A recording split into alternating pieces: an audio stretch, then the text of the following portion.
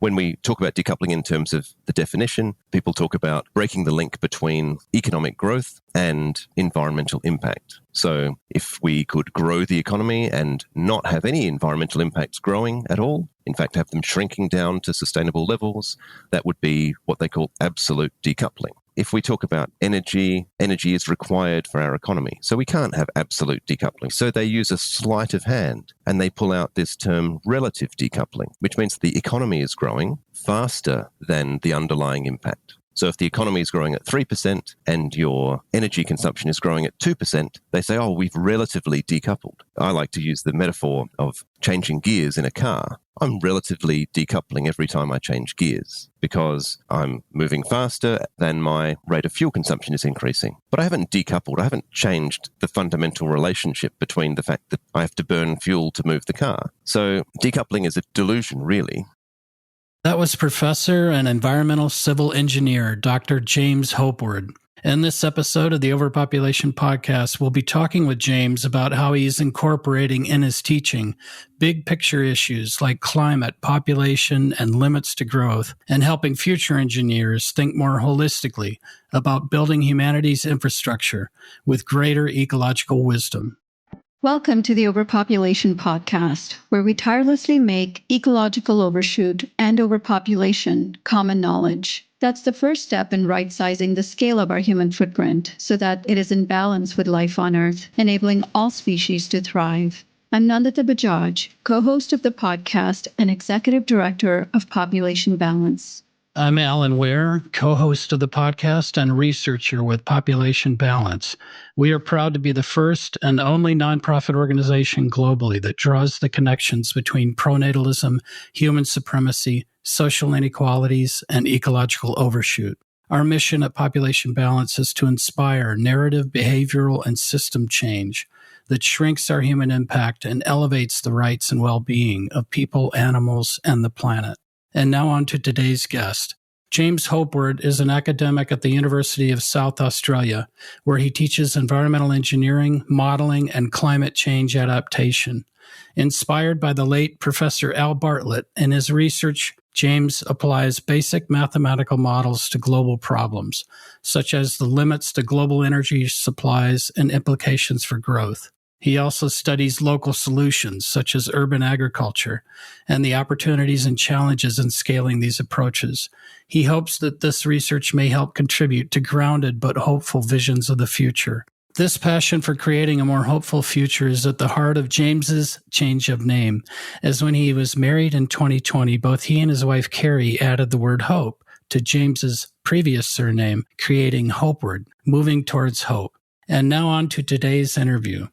Hi, James. Welcome to the podcast. It's lovely to have you here. Thanks so much for having me. It's great to be here. And we're so excited to chat with you today about the many hats that you wear in researching and addressing both the big picture topics like climate and population, and also more localized and ecologically grounded engineering projects. Your combined background in engineering and environmental science gives you a more ecological, systems-aware approach to engineering, which is something we desperately need more of if we hope to avert further catastrophe and be truly sustainable. So thanks for the great work you're doing. We're excited to dig deeper into that. I'm excited to be talking to you. And let's begin with the first question, which is based on some recent research that you've done. Like us at Population Balance, you've long questioned the importance that societies around the world have placed on economic growth. But there are many progressive and liberal green growth advocates who continue to promote the goal of economic growth and who believe this growth can be made, quote unquote, green by decoupling economic growth from growth in materials and energy use. You recently co-authored a paper showing that decoupling is an illusion. Can you unpack the term a little bit for us, and what are some of the results of that research? Sure. I'd go further than to call decoupling an illusion. I'd call it a delusion. As an engineer, I think of coupling in a very, mechanical sense. Something is coupled to something else, it's joined. And when you look at the definition of decoupling in the sort of economic literature, They say decoupling is about breaking the link. So that's definitely intended to be used in that sort of way. When we talk about decoupling in terms of the definition, people talk about breaking the link between economic growth and environmental impact. So if we could grow the economy and not have any environmental impacts growing at all, in fact, have them shrinking down to sustainable levels, that would be what they call absolute decoupling. Of course, that doesn't really happen. If it does, it happens in very specific ways. For example, we could potentially decarbonize, so we could reduce the carbon intensity of what we do. You could say we've decoupled from whale oil, largely, perhaps completely, or we've decoupled from horse manure. Back in the day, horse manure was a major environmental problem in the streets. We don't tend to have a lot of horse-based transport, so we've decoupled from that particular environmental impact. So in very specific ways, absolute decoupling can happen. But if we talk about energy, energy is required for our economy. So we can't have absolute decoupling. We can't continue to have more and more activity and not consume more energy. So they use a sleight of hand and they pull out this term relative decoupling. Now, relative decoupling means that the economy is growing faster than the underlying impact. So if the economy is growing at 3% and your energy consumption is growing at 2%, they say, oh, we've relatively decoupled. I like to use the metaphor of changing gears in a car. So if I'm driving out and I've pulled out of the driveway and I'm gradually moving up through the gears, if you were to sort of measure my rate of progress along the road relative to the rate of fuel consumption, I'm relatively decoupling every time I change gears because I'm moving faster than my rate of fuel consumption is increasing. But I haven't decoupled. I haven't changed the fundamental relationship between the fact that I have to burn fuel to move the car. So decoupling is a delusion, really. When we're talking about fundamental things that our economy requires, like energy and materials, I think it's quite fair to say decoupling is a delusion. What we did in that paper was we challenged a very prominent piece of work that was done by our CSIRO, which is our Australian government's preeminent scientific body, that scientists published a major report and then they published a Nature paper saying that, I think the title of the paper was, Australia is free to choose economic growth and reducing environmental impacts. It was absolutely explicit. And Nature allowed this paper to be published. So for your listeners who aren't familiar or as familiar with how academic publishing works, if someone publishes something in Nature, it's revered. It's almost gospel because it's the highest ranking scientific journal. And so it's a career-making move for an academic, and it generally is very widely publicized and treated as though it's irrefutable. So this is published, and it's explicitly saying that based on the modeling that they'd done, Australia could decouple in absolute terms. What they were really saying was that Australia could move its economy in different directions, decarbonize, embrace carbon farming, and a whole lot of really good things. But to say that this is decoupling and that we can then have a growth-based economy, a growth-based society, we had to challenge that. We did it in a very simple way. We said, okay, well, let's take some things as fundamental. So material throughput and energy are fundamental to the economy. You can't have an economy that doesn't have any materials in it. What would that be? You can't have an economy that doesn't do anything requiring energy, because that would just basically be nothing. So we said, well, let's assume then that like changing gears in the car, we can get more efficient, but there is going to be some sort of limit to how efficient you can be. And we basically just extrapolated from the modeling that they'd done, which went out to 2050, and we took it out to 2100, and we found that there was a rebound effect. Once you start to reach those efficiency limits, if you continue to grow the economy, then you run out of runway, essentially, in terms of efficiency gains. It's like running out of gears in the car. Once you're in the top gear, if you try to keep accelerating, you're going to use more and more fuel. So it was very, very simple. But we basically showed that best case scenario is that this sort of decoupling would happen in a temporary way, and it's not decoupling in any real sense. It's a temporary phenomenon as you move into more efficient modes. But we also said it could be an illusion in terms of it might not be happening anyway, because what we think of as becoming more materially or energetically efficient might be due to things like offshoring. So I think a lot of the richer countries in the OECD, for example, have achieved what looks like decoupling. And this is where illusion would be a great word to use, the illusion of decoupling, because the dirty parts of the economy can be offshored to other countries. And so domestically, it looks like the economy is growing and the environmental impact is stabilizing or even potentially decreasing. But what's actually happening if you take a whole system view and look at all of the impacts associated with that economy, the decoupling wouldn't be happening at all. So illusion, delusion, it's all there. Both at play, right? Mm. Yeah, that's a very, very helpful explanation. And it's interesting you bring in the offshore impacts because you're probably familiar with this organization called Our World in Data. Yes. Very pro-growth. They provide these very beautiful infographics. And they have a very popular page where they try to kind of make this case that decoupling between the economy and ecological impact is happening and is only getting better and better. And because it's such a popular site, billionaire endorsed and funded, Elon Musk and Bill Gates and effective altruists and all sorts of people, there's a lot of confusion about this concept and people are kind of throwing this word out willy-nilly that it's happening. So having someone like you unpack it, that's very helpful. Well, I feel I owe a great debt to the late Professor Al Bartlett. I found his arithmetic, population and energy lecture that he gave some 1,600 times in his life, which I still tell my students about him and about that number of deliveries. And I saw him give that lecture live in Adelaide, where I live, in 2005. That was so influential because he used this level of mathematics that people who've managed to bumble their way through high school maths can actually get it, and it's irrefutable then. So I sort of almost consider myself a disciple of Al Bartlett. That segues pretty well into a note I had taken about Tom Murphy, the retired physics professor at UC San Diego, who looked at exponential growth. I don't know if you've seen that post-galactic scale energy. If you assume 2.3% energy growth rate, which has been the last 400 years in the US, and you carry that forward despite 100% efficient solar panels, right? Just the waste heat alone in 400 years would require the power of the entire sun in less than 1,400 years, and the entire Earth to be covered with 100% efficient solar panels in 400 years. So your point about Australia, you can tweak efficiency for another 20, 30 years, and then the recoupling starts, right? They're diminishing returns on efficiency. You just can't get, well, definitely to a 100% efficient solar panel. And then you reach waste heat absurdities, right? Yeah. After that point. So I agree that, Al Bartlett and the whole exponential growth equation and just thinking of the doubling at a 2% growth rate every 30, 35 years leads to these just absurd conclusions so quickly. So I'm glad you're teaching your students that.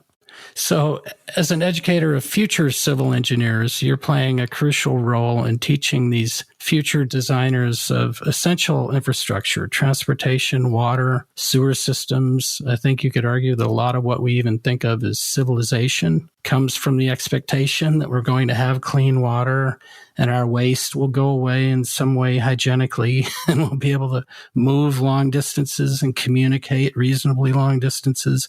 The list could go on of all these everyday activities that we undertake that require this engineered essential infrastructure. But the danger of the engineering mindset that it seems history has given us plenty of examples of is that it can oversimplify reality, leading to a narrow kind of mechanistic thinking, and it can overlook all kinds of possible second, third, fourth order unintended consequences, especially to the broader natural environment. But you have a background in engineering and environmental science, so that gives you this wonderful knowledge base that you can use in teaching these future civil engineers. How are you helping your students take on that environmental perspective so they can approach engineering problems with a more holistic, wider boundary kind of focus? Great question. I actually come back to the influence of Al Bartlett here because since 2007, I believe, I've been giving a series of lectures to all first-year engineering students, which is civil, electrical, mechanical engineering at our university. And I use the language of maths. There's simple maths that is easy for a first-year engineer to engage with. And in fact, they're potentially more likely to engage with it than if I came into the classroom and said, okay, you've got all of your calculations and things that you do in engineering. Now we need to worry about the environment, because that often tends to be seen as some sort of qualitative, nice if we can but not really as essential or core as what they might think of as real engineering, which is about crunching the numbers and getting the building to stay upright. So instead, I flip that and say, right, this environment thing is about numbers too. And let's start out with the exponential function and do some of those calculations that have them sort of hear this intake of breath throughout the whole room when you do things like, let's extrapolate 1% global population growth for 1,000 years, which is small in the context of civilization. There are pubs in England that have been running for more than 1,000 years. And who wants to sort of say how big they think the population will be after 1,000 years at 1% growth? And we're in the hundreds of trillions of people at that point. And then people just think, whoa, that's one person per square meter. And I owe all of this to Al Bartlett. It's lifting it directly out of his lecture. I think it's a way to speak a language to engineers that cause them to think differently about the environment. But then I also talk in more qualitative terms and say we do need to think globally, even if you are going to be constrained as an engineer by the conditions of a project that you're working on. If you've been contracted to design the footing for a building, you can't necessarily make that particular project all about saving the world. But it's worth maintaining a global perspective. And then as engineers, we do have an ethical responsibility to society. And so encouraging students to think, well, we shouldn't be silent. At times where it is appropriate for us to speak up, we should actually be prepared to say, as an engineer, I have a certain skill set I can bring. And if that includes crunching some numbers, then so be it. But I have a responsibility to speak out about an issue like endless growth. So these are some of the flavors that I bring. And like I said, that's been running for certainly 15 years or more and seems to be quite successful as a way of engaging first-year students. I think there's probably still more we can do, but yeah. Do you ever look at engineering projects that were big environmental boondoggles, so say the Aral Sea in Russia, or the way we're growing all this alfalfa in Arizona now, irrigating it with the Colorado River? There's so many engineering projects that have been done that are so environmentally destructive and wasteful. There certainly are. I think there are definitely others in the engineering program who look more at these sorts of environmental catastrophes. And I have limited time with the students, so I tend to keep things fairly conceptual and then look at issues like climate change, and I look at trade-offs versus synergies. So there are these great examples of people thinking, here's an engineering solution to climate change, like geoengineering. We're going to put a giant reflector in space to try and block out the sun because that's obviously what's warming up the planet, and try to get them to kind of really question the validity of bringing that engineering mindset in, because that's in the sorts of examples, and we could list plenty of examples in engineering and other things where reductionist approach to a problem has resulted in a solution that has then either not solved the problem or created a much bigger problem. So it's a great point you raise. I think there's probably more we can do in our engineering programs to encourage students to critique. I like to tell my students not to overlook simple solutions, because I think there is a tendency to think, well, engineering is about creating the most complex, all singing, all dancing, sophisticated, robotic solution. Sometimes the simplest solution is actually the best in terms of the environmental outcome. Yeah, do you have to talk about the trade-offs between robust and resilient versus a kind of optimized, expensive quest for perfection in engineering? It seemed like that would be a huge trade-off. That's right. And we're in the process of rewriting some curriculum at the moment and bringing resilience into the center of this, especially when it comes to climate change adaptation, teaching students what resilience means in different sectors through different lenses and how that could be applied. So that's a work in progress, but it's very important. Very important, I think, to challenge. And engineers are in a group of professions that have substantial influence, even if they're not necessarily the sorts of people you see talking on the news. So I think that there's a lot that can be done in the hearts and minds of these people to ensure that these people who move into positions of influence in society, even if it's quiet, behind the scenes influence, are approaching things with a more ethical, appropriate mindset. Because they are often tasked by policymakers or politicians to do something, right? Build that bridge. We want something done, and the engineer carries it out. So I suppose it is a delicate balance. They can't just turn directly against their paying customer for very long, if that's a political body or a private corporation or something. But it would be nice if they could, in the spirit of which you have some experience of permaculture, where you just observe things, you don't take action pell-mell, you just kind of observe the natural ecosystem for a while and see how it responds to natural processes, which kind of made me think, too, of non-human engineers. And I was wondering if you had any experience with the bison, the beavers, earthworms. I know here in North America, the beavers were a huge ecosystem engineer. Possibly 10% of all North America was beaver ponds by area. And then within 200 years, it's just a genocide for beaver hats and ridiculous, superfluous human needs. And all of the water retention, the flood control, the soil that the beaver dams help create, all of the species. So that's an engineering species that can do a lot of damage for human goals if they're flooding farm fields and roads. But if we have the patience and we have the ability to step back, it seems like we could reintroduce those kind of animals and let them create ecosystems through more natural engineering. Do you hear much about that? In the Australian context, there's less time looking at animals, I suppose, like beavers in your example. But biomimicry or ecomimicry is present, and sort of nature-based design. One thing that's quite prominent here in South Australia, very much in a civil engineering context, is water-sensitive urban design. So taking an urban landscape where it used to be vegetated and water was basically retained in the landscape and it was slowed down by all of the plants, it then seeped into the ground, it recharged the streams slowly, and there was just a general slow movement of water through the landscape. Very important in a dry environment like South Australia. Having that slow recharge so that there's a base flow in streams and things is important, as well as having the ability for water to seep in and provide nourishment for vegetation in the landscape. Of course, we then come along and concrete everything, asphalt, pavements, rooftops, and this creates now a problem for people because now the rain comes, or when the rain comes, it runs off very rapidly and we've got a huge amount of water pooling. What do? Well, we concrete line all of the streams so we can convey that water away as quickly as possible. It carries all of the pollution. Where does it end up? It ends up in the sea, at the coast, killing all of the subsea vegetation, all of the seagrass, and so on.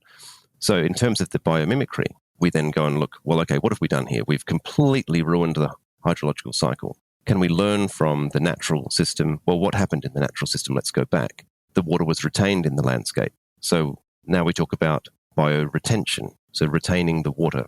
So now when the rain lands, what can we do to retain that water in the landscape? Let it soak into the ground where there is still ground. Introduce wetlands to capture the water, use natural processes to treat it, store it, reuse it on vegetated areas, and so on. So I think it's encouraging. It's encouraging to see where people actually take the time to observe nature and not just think it's nature or human endeavor. So in your example, sort of saying, oh, well, these animals might be doing something that is damaging the thing that the people are trying to do. And it's like, we'll say, okay, well, maybe what we're doing is damaging what we're trying to do as well. And it's obviously damaging what nature is trying to do. So maybe we can try to work with and observe nature and try to find something that is not so antagonistic. So there are encouraging steps. And again, we have a long way to go. Yeah, that is encouraging. I studied engineering in undergrad, and that was 20-something years ago. And I wish I had some kind of an education that had an ecological lens or looking at nature-based solutions, because all I remember was there was one ethics course that we took, and a lot of it was just making sure the safety requirements, etc., were being met. But I don't recall at all ever talking about the environment, let alone the impacts of engineering projects on human rights or ecosystem integrity, etc. So I ended up leaving several years after working within the field because, interestingly, I found the field of engineering, because it's so siloed, almost seems devoid sometimes of humanity. The nature of working with people and nature.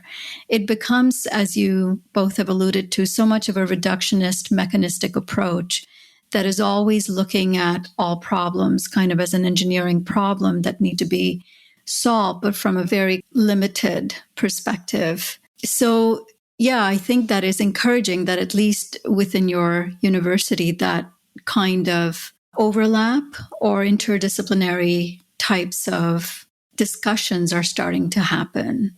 Yeah, one of the extra things that I'd love to say in response to that is that we at our university have for a long time been encouraging the incorporation of what we call ACUP, Aboriginal content, in undergraduate programs. And this is about encouraging students to understand and value the knowledges and perspectives of Aboriginal people, starting off in our engineering programs in particular.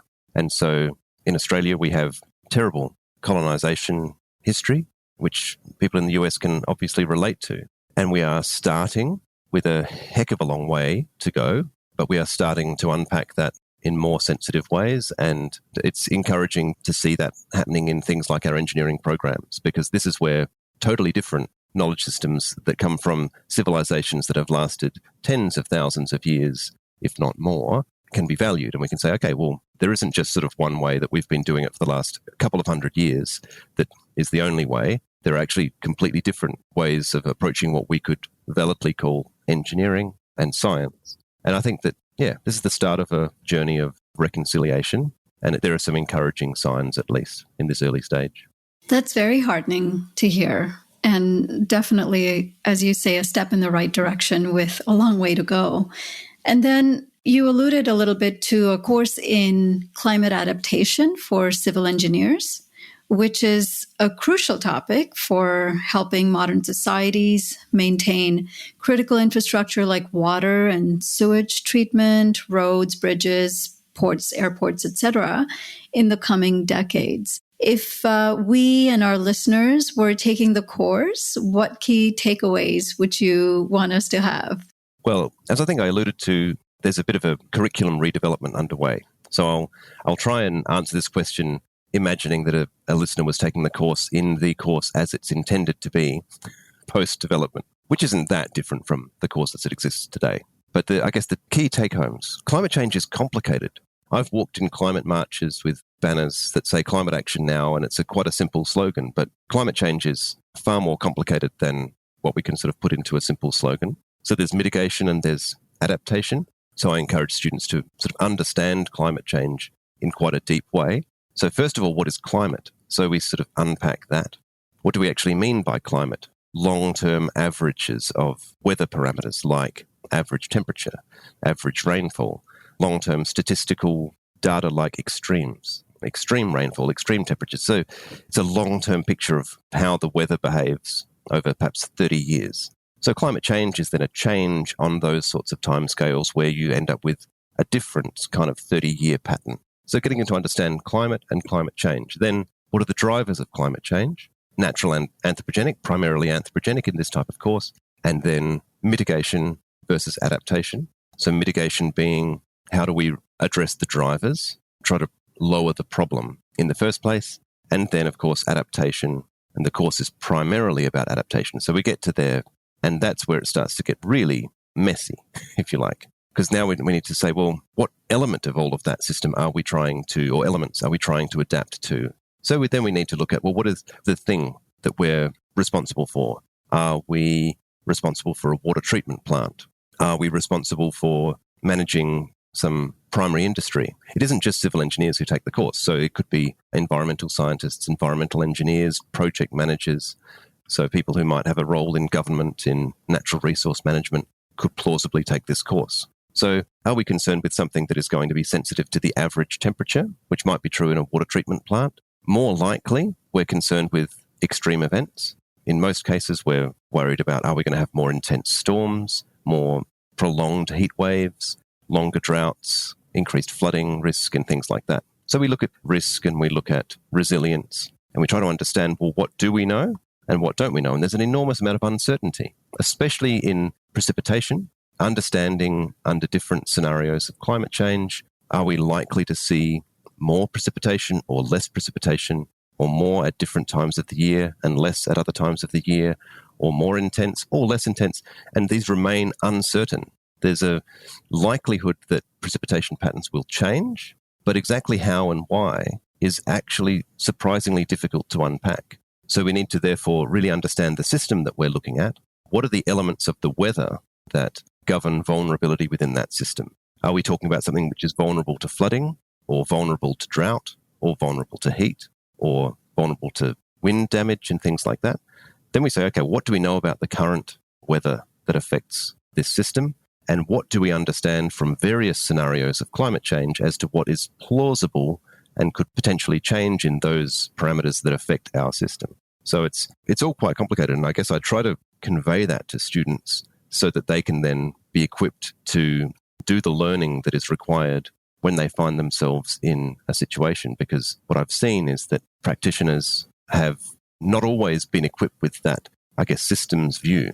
And they think, okay, they get into a situation where they need to do some climate adaptation plan and are a little bit lost as to where to start. So I try to sort of give them that grounding so that they can then think, okay, well, I know what I need to do. I need to go and find out a lot of information. I can't give them all of that information for every possible combination of vulnerability parameters and climate variables. But telling them that's the sort of thing that they need to do, then they can go and find that information themselves. Yeah, that's so interesting. The thing about adaptation, the way you're describing it, is some of it is just unprecedented stuff that's just never happened before. So it's, in some cases, it would be impossible to anticipate what to expect or prepare for unless you are looking to other countries or communities that have already had those types of changes happen to them, given how disproportionately climate change impacts are happening around the world. Is the adaptation mainly infrastructural, or are they also looking at how human behaviors are adapting to these and what to expect with infrastructural and behavioral changes that come from climate change impacts? Yeah, well, there's obviously a lot to unpack. There's certainly a case study approach and looking at different parts of the world with different vulnerabilities, a focus on what we think of as resilience and definitions of resilience. So what would a resilience to shock, for example, ability to recover from a shock? So you're absolutely right. We can't just sort of say, well, if we're looking at the past in this particular area, then tweak some parameters and that's the future. We do need to think of events that we may not have seen, like the migration of hurricane or extreme winds, we call cyclones, to higher latitudes and things like that. That's very relevant in civil engineering, for example, where building standards need to be updated when cyclonic winds or hurricane speed winds move into an area where they've never been experienced before. Yeah, there is a lot to unpack. I think the human behavior element is an adaptation in terms of the technologies that we use to adapt to climate change versus behaviors that we use to adapt to climate change. These are all important ingredients. I mentioned earlier about synergies and trade-offs. And so when we talk about mitigation and adaptation, there are synergistic approaches to climate change adaptation, and there are trade-off solutions. So I use an example, a very simple example. So say you've got a very poorly insulated house, and we're trying to adapt to more extreme heat waves, even just higher average temperatures, but typically heat wave type conditions. So it's a poorly insulated house. So we could simply install a much larger air conditioner on that house. That's going to consume vastly more energy. And if that energy is coming from fossil fuels, that's going to contribute disproportionately to making the climate change problem worse, which is going to further increase the temperature. And so we might be able to maintain a comfortable temperature inside that house in this example. So that's an adaptation solution that is adapting to the extreme heat, but it's a trade-off solution because it's making the mitigation part of the equation harder. Alternatively, we could say, let's try to, and this is where behavioral change could come in as well. Let's try to insulate that house. Let's implement some different behaviors in terms of how we use space, potentially using different parts of the house, closing doors and things like that. And now we can reduce the overall energy demand of keeping the house cool. We might still need an air conditioner, but we might be able to get away with a much smaller air conditioner with a lower energy footprint. And so this is an adaptation solution or collection of solutions that is more in line with what we're looking for in terms of reducing energy and the mitigation problem. So these are complicated problems, and there's only so much we can do in a single course. But yeah, I think you've raised some really good points. So speaking of climate change, you've published several articles criticizing some of the scenarios adopted by the Intergovernmental Panel on Climate Change, the IPCC. Both the representative concentration pathways, what are known as the RCPs, and the associated shared socioeconomic pathways, or SSPs. So in a nutshell, what are those scenarios of the IPCC? And in your opinion, how could they be improved? Sure. Yeah, this is where I get into the most trouble. I'll try to do this in a nutshell. The RCPs, the representative concentration pathways, are nominally 4. Well, they started out as 4, but they've sort of grown. 4 different scenarios. They have numbers, RCP 2.6, 4.5, 6.0, and 8.5. The number is referring to how many watts per square meter, that's watts as in power, so rate of energy gain, are happening to the planet. So RCP 4.5, for example, is saying that on every square meter of the planet, there is a net gain of 4.5 watts or 4.5 joules of energy per second. And that's how much is contributing to the heating of the planet. So they have these different scenarios ranging from low to high amounts of heating. And those are then a set of standard scenarios that all of the different climate modeling groups around the world, there are these huge groups of people doing very sophisticated work on modeling climate change impacts. They can have a standardized set of scenarios that they can feed in. Now, it says representative concentration pathway because they then have to say, well, if we were going to reach this level of heating of 4.5 watts or 6 watts or 8.5 watts per square meter, what sort of greenhouse gas concentrations would be required to be consistent with that amount of heating? We know the greenhouse effect, we know increased CO2 causes warming. So what sort of amount, or what would be the pathway of greenhouse gas emissions that would lead to those levels of warming? So that's why it's a representative concentration pathway.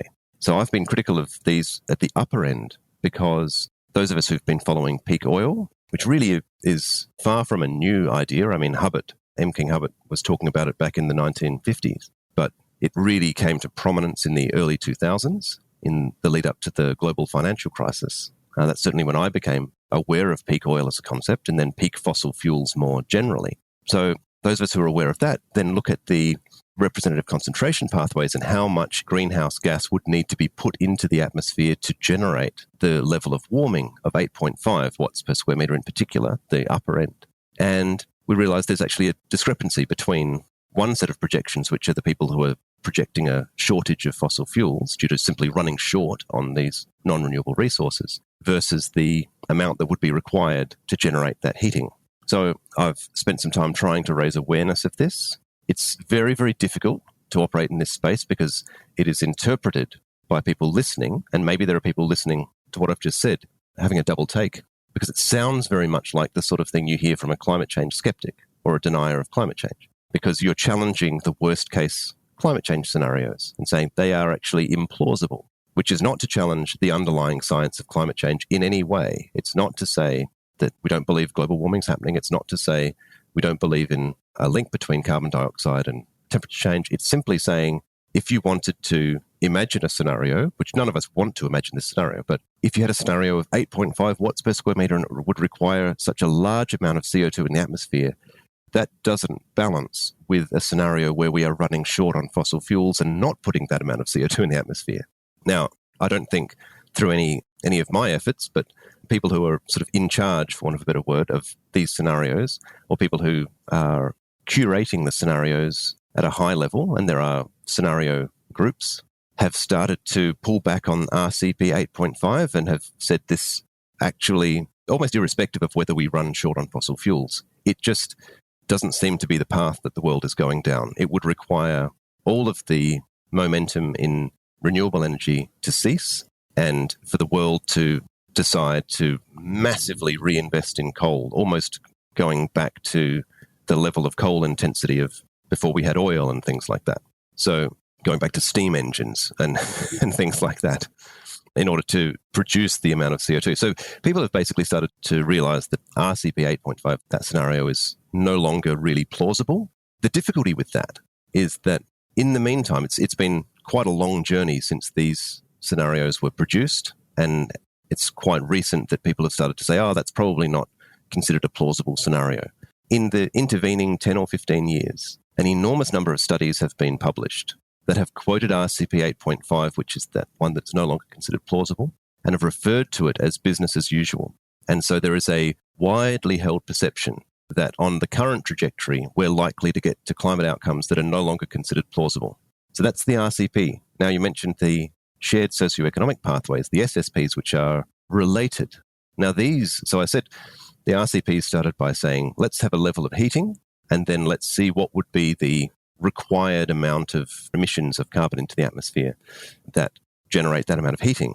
The SSPs are then saying, well, what would be a plausible evolution of socioeconomic conditions that might lead to that sort of carbon outcome? And there are 5 SSPs nominally. So they try to pair each of the SSPs with each of the RCPs to kind of say, okay, well, here is a plausible combination of socioeconomic parameters that could coalesce. And by socioeconomic parameters, I mean population growth, economic growth, underlying energy consumption, modes of energy consumption, and so on. What would these kind of coalesce into to produce this type of carbon outcome that would then produce that type of heating outcome? And my criticism of the SSPs is that all 5 of them are growth-oriented. They all have growth as an exogenous variable, so they assume growth. They assume different amounts of growth, some of them very, very high, some of them not quite as high. But I believe that the lowest has a doubling of global real GDP over the next century. That's the lowest, and I think that the highest may have a 10-fold increase in real global GDP by the end of this century. Now, going back to what we've talked about decoupling, think about the underlying energy requirements and things like that. We've got 5 different shots at this in terms of 5 different scenarios that are underpinning studies of the way that the future might plausibly, and I'm using plausibly in air quotes, how the future might plausibly evolve. Why not have at least one of those 5 suggesting a stabilization and at least one of them suggesting some sort of decrease?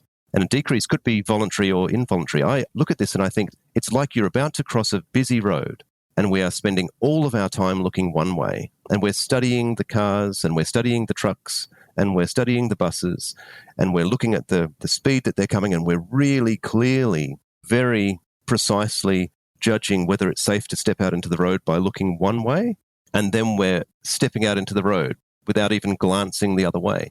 I think that it's really important. And so we've got both the RCPs and the SSPs are about high growth futures. Now, go back to the RCPs, look at those low emissions scenarios, and we think, oh, well, then maybe that sort of deals with the degrowth question. The lowest one, RCP 2.6, it's actually been replaced by an even lower one now because they realized RCP 2.6 might not quite get us to the 1.5 degrees that we want. But RCP 2.6 involved a 10-fold increase in energy. So it was a massive, massive green growth scenario. So we don't have in any of these scenarios that have underpinned the mainstream studies of future climate and future energy, the mainstream, I say, we don't have scenarios that have a genuine degrowth. There are people who have been publishing degrowth studies to counter those mainstream ones, and they're in the peer-reviewed literature now. But I criticize these scenarios because I feel like they reinforce an underlying belief system, which is that belief system in green growth. So it's kind of saying, well, look, we can have brown growth, which leads to this catastrophic climate change, or we can have green growth. It's kind of like, how would you like your growth? It's like, how would you like your eggs? And have you been able to talk to anybody in those IPCC groups about this, why they don't have a no growth or extremely slow growth or contraction scenario? So in 2019, I was in Denver at the Scenarios Forum. So this is where the movers and shakers in this space, the people who are responsible for doing the modeling that then allows these scenarios to form, both the RCPs and SSPs. There was a convention on scenarios, and I was lucky enough to be there. I was very much on the outside, but I used it as an opportunity to really rattle the cage and say, make all of the points I've just made. I was not well received. As you can imagine, going to a convention where everyone is talking about the scenarios they've already produced, going and saying, I think or all of your scenarios are probably wrong. Certainly, some of them are very wrong. That wasn't well received at the time. Now, I don't know if I had any influence whatsoever. I suspect I had none. But in the most recent IPCC report, which is the 6th assessment report, there was the beginning of the degrowth commentary. So when they're talking about scenarios, there was an acknowledgement that degrowth may be an alternative scenario. And I suspect that what is happening is that they're starting to realize that a growth-oriented transition, if we start to think 1.5 degrees warming requires us to nominally reduce emissions globally by 50% by the end of this decade, which is approaching astonishingly quickly, and get to net zero nominally by 2050. If we're going to do that, the sheer rollout of renewable energy required is just incredible. It basically requires us to replicate the amount of energy infrastructure that was produced in the fossil fuel space throughout the entire 20th century, but roll that out over the next 25 years. In some cases, in technology that is only sort of just being proven up economically and even technologically. So I think people are starting to recognize that you may not be able to do that even to maintain current energy levels, which would be required to sort of maintain roughly current real GDP. And therefore, the only way to actually get down to the levels of emissions that we need to get anywhere close to 1.5 or even perhaps 2 degrees warming is going to require some sort of overall decline in energy and therefore some sort of degrowth in terms of economy. So I think that the penny is starting to drop, but there's a lot of momentum behind these scenarios because thousands and thousands of peer-reviewed papers and government planning documents and things have been using these scenarios for a long time. It's awfully strange because it was also in the 2022 mitigation report that the growth in GDP per capita and growth in population were two of the main drivers of carbon dioxide emissions in the last decade. So they are obviously recognizing what's driving climate change, but they're not willing to look at how to curb those emissions by curbing the growth in the two things that are so growth-oriented. Yeah.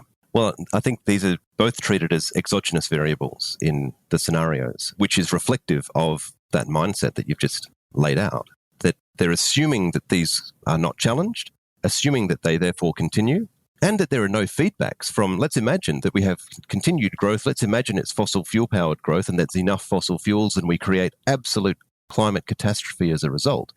There are no feedbacks that come back and challenge the growth of the population. So it's just continued numbers of people being sort of floated up by the rising sea levels and somehow surviving.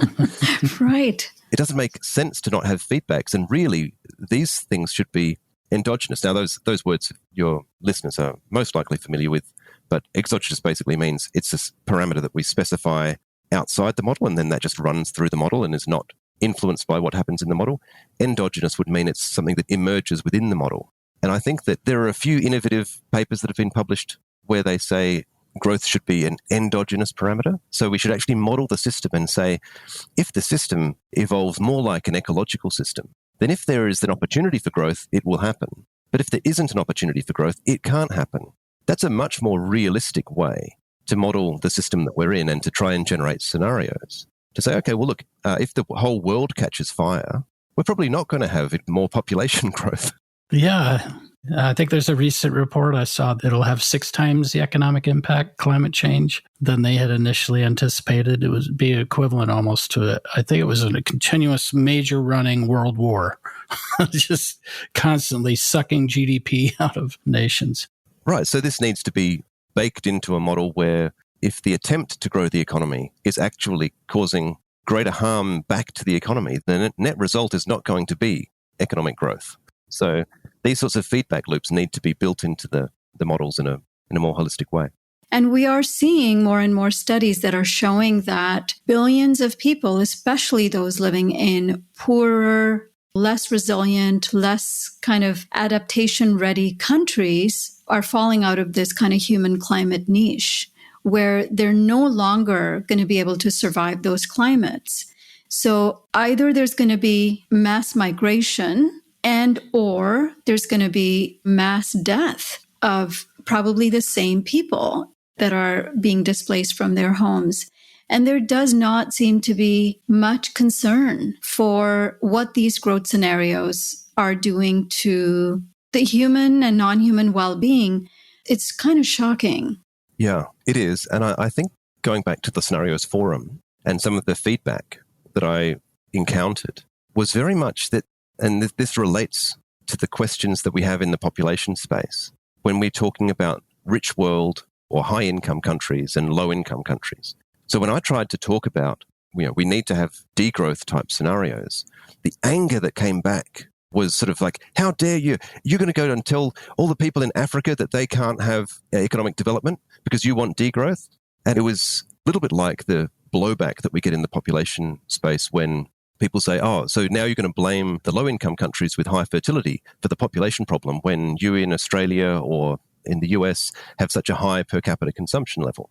And it's like, well, no, it's not either or. We're trying to talk about this. And I think there would be a lot of people in the UN who would feel very, very strongly and are very good people and are very well-intentioned in terms of those principles about human well-being, but who perhaps don't connect the scenarios with and thinking, well, if we have growth, that is the best way to deliver the good outcomes that we believe in as an organization for the most vulnerable people in the world. And it's like, well, yes, if you have people who are living below the poverty line, those people require growth to improve their level of well-being. The problem is that when you've got people who have 100 or 1,000 times more per capita consumption, those people are actually going to also get the growth if we have growth built into our system. And in fact, it's going to continue to accumulate to the people who already have the momentum in their economies and so on. So I think we need a more nuanced approach that recognizes the needs of people. And I think we're on the same page here. So, maybe we'll jump into that aspect of the conversation as you're one of the founding members of the Wellbeing Economy Alliance, who actually believes in the population issue. Is this something you've tried broaching with the members of the Alliance? And what kind of response have you received, if you have? So at the founding meeting in 2017 in Pretoria, South Africa, I did try. I floated it, and it was one of those rooms where you fairly quickly realized that, I think Paul was in the room as well, Professor Paul Sutton, who's known to you both. And he's an ally in the space in terms of being open to talking about overpopulation. Apart from the two of us, I don't think anybody else in the room wanted to touch it.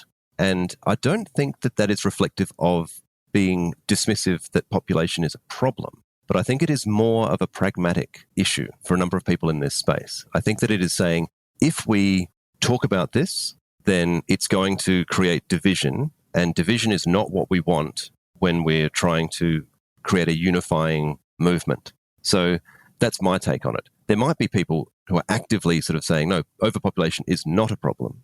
But I didn't encounter that. I encountered more of a kind of like, we might not mention that right now type response. So that's 2017.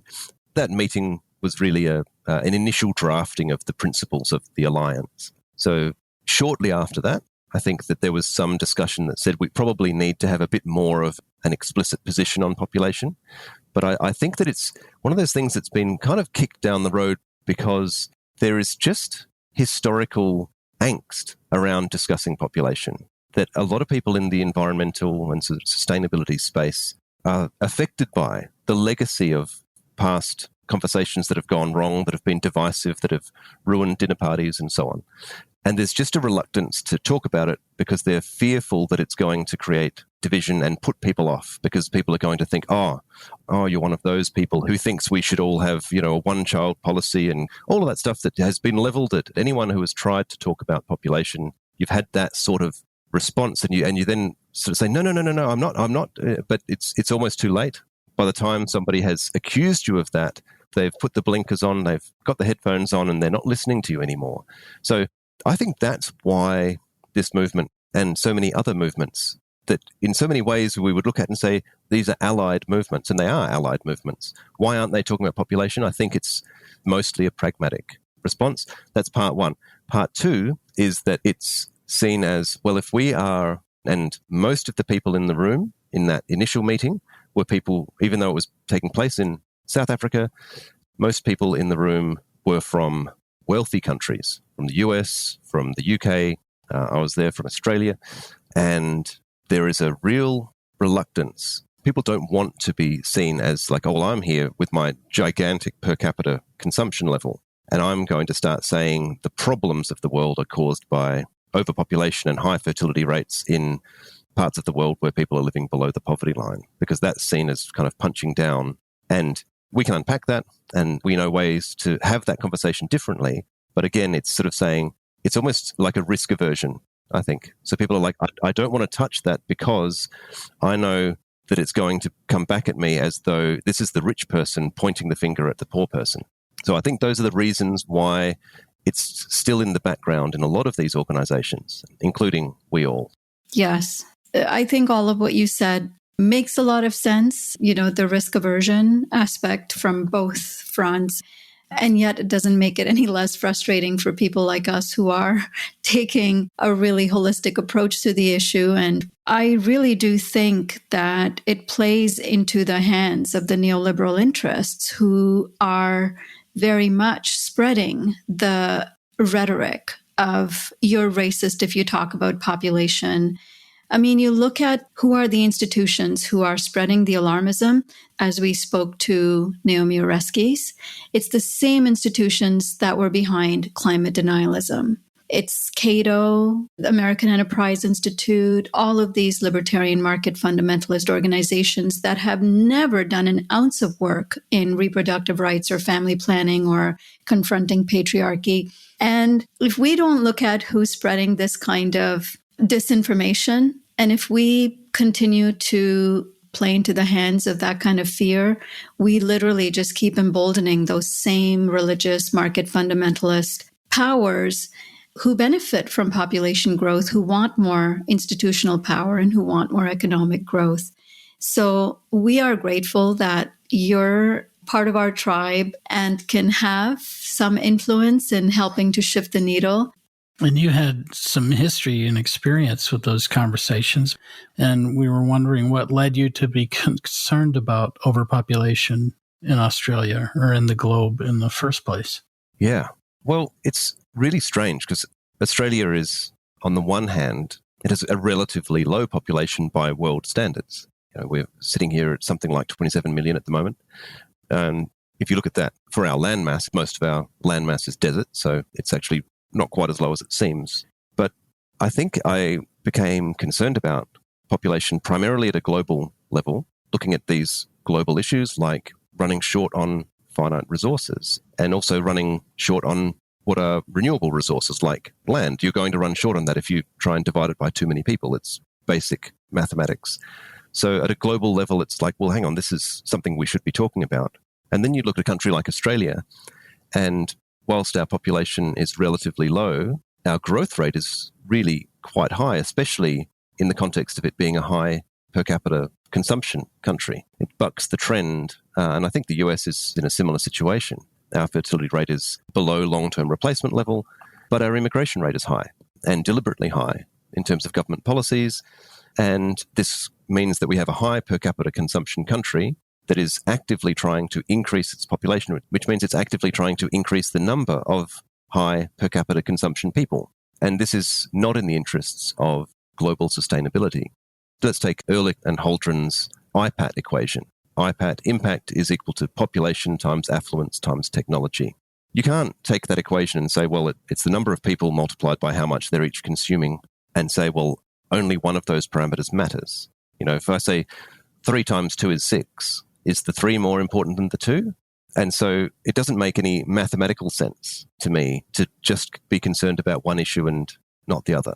And so I do feel like the environmental movement tends to focus very much on the per capita consumption part of it because the population part of it is considered too difficult. And I think that the way that, Nandita, you've talked about having the conversation from the point of view of opposing patriarchal structures and opposing kind of colonial structures, things that a lot of people will get on board with. I think that's really admirable. I'd love to learn more about that and read more about your work and learn more about what you're doing, because I think these sorts of things where we let's find something that people will get on board with initially, and we can realize that one of us doesn't have 3 heads or something like that. We are actually people who have a lot of good things in common.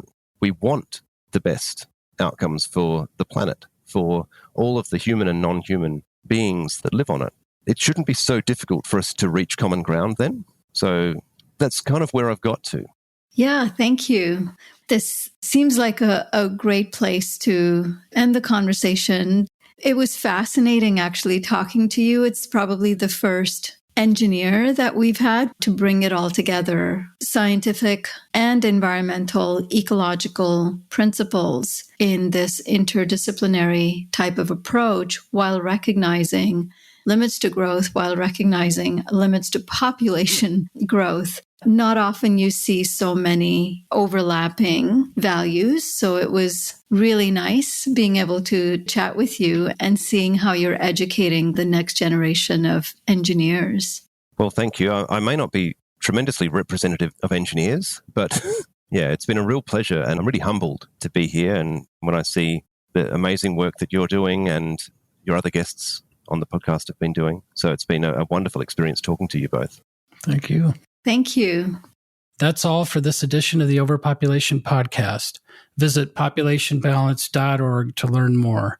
To share feedback or guest recommendations, write to us using the contact form on our site or by emailing us at podcast@populationbalance.org. If you enjoyed this podcast, please rate us on your favorite podcast platform and share it widely. We couldn't do this work without the support of listeners like you, and we hope that you'll consider a one-time or a recurring donation. Until next time, I'm Nandita Bajaj, thanking you for your interest in our work and for your efforts in helping us all shrink toward abundance.